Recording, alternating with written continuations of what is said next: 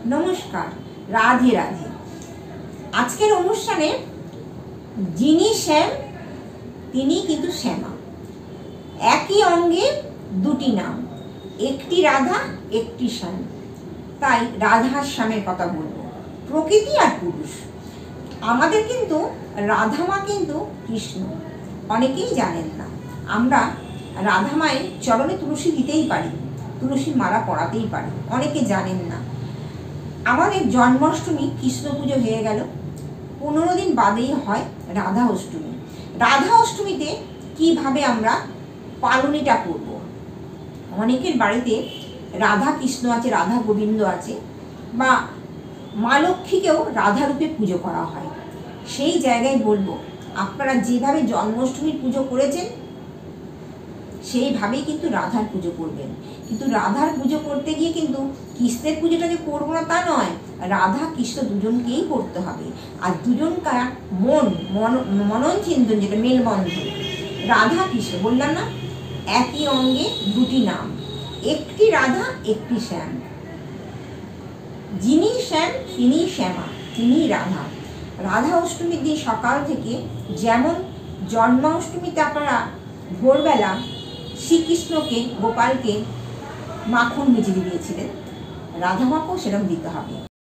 ভোরবেলা রাধা রানীকে, রাধা মাকে মাখন মিজরি দিয়ে তারপরে কিন্তু 9টা সাড়ে 9টার মধ্যে বা 10টার মধ্যে ফল নিবেদন করতে হবে, মিষ্টি দিতে হবে, শরবত দিতে হবে, আর কি দিতে হবে, সব সময় যতবার খাবে একটা করে মিঠা পান দিতে হবে। আপনারা দুপুরবেলা যে খাদ্যটা, খাবারটা অনেক বাড়িতে কিন্তু ভোগ করে, ভোগ রান্না করে, বা অনেক বাড়িতে অনেক সময় লুচি প্রসাদ করে। এটা যে যার ব্যাপার, যে যেরকম বাড়িতে করে আসছে আপনারা করবেন। কিন্তু রাধামা কিন্তু গাঁটি কচুর তরকারি খেতে বা আলুর দম খেতে বা গাঁটি কচু ভাজা খেতে ভীষণ ভালোবাসেন। তাই ওই রাধামাকে ওই দিনকে গাঁটি কচুর তরকারি, ভাজা বা আলুর দম, গাঁটি কচু দিয়ে তরকারি করে দেবেন। আর দুপুরবেলা কিন্তু খাবার দেওয়ার সঙ্গে সঙ্গে কিন্তু আপনারা কিন্তু মিষ্টি পান, মিঠা পানটা দেবেন। এইবার বিকেলবেলার দিকে আপনারা যখন দেখবেন যে একটা সন্ধে পুজো করতে হবে, তখনও কিন্তু রাধামাকে আপনারা লুচির ভোগ দিতে পারেন, আলুর দম, গাঁটি কচুর তরকারি, সিমুয়ের পায়েস, মিষ্টি, ফল, আপনাদের যাদের যেরকম ইচ্ছা আপনারা কিন্তু মন প্রাণ ভরে, যেমন সন্তানকে আপনারা সকাল থেকে রাত্রি পর্যন্ত সেবা দেন, সেরকম সকাল থেকে রাত্রি পর্যন্ত সেবা করে রাত্রিবেলা রাধা মাধবকে শয়ন দেবেন। রাধা রানী কিন্তু ভীষণ সাজতে খুব ভালোবাসেন। তাই বলবো, যদি মনে হয় আপনাদের বাড়িতে রাধা রানী আছে, কৃষ্ণ আছে, নতুন কাপড় জামা পরেই আপনারা পুজো করবেন, যার যেমন ক্ষমতা। রাধামাকে যদি আমরা খুব ভালোবাসি, কারণ ওই যে বললাম রাধার মধ্যেই কিন্তু কৃষ্ণ, আমরা কিন্তু কৃষ্ণকে আমরা আলাদা চোখে দেখি না, আমরা রাধা মাকেই কৃষ্ণরূপে পুজো করি, রাধাই কিন্তু আমাদের কৃষ্ণ। তাই বলবো, জন্মাষ্টমীর পর 15 দিন বাদে রাধা অষ্টমী হয়।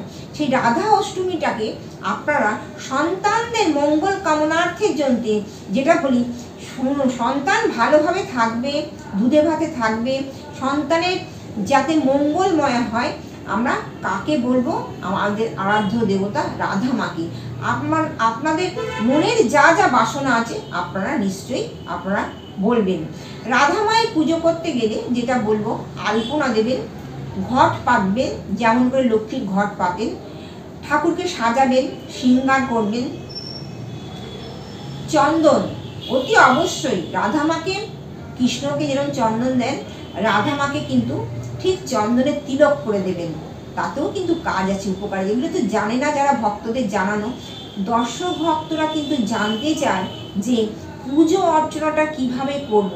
তাই আমি মুখে বলে দিচ্ছি আপনাদের, আপনারা ইউটিউব দেখছেন, আপনারা দেখতে পাচ্ছেন আমার অনুষ্ঠানগুলো আমি কিভাবে বলছি, করছি।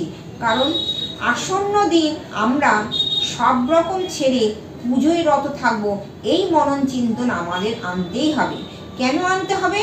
আমরা পায়ে পায়ে সবসময় বিপদে পড়ে আছি।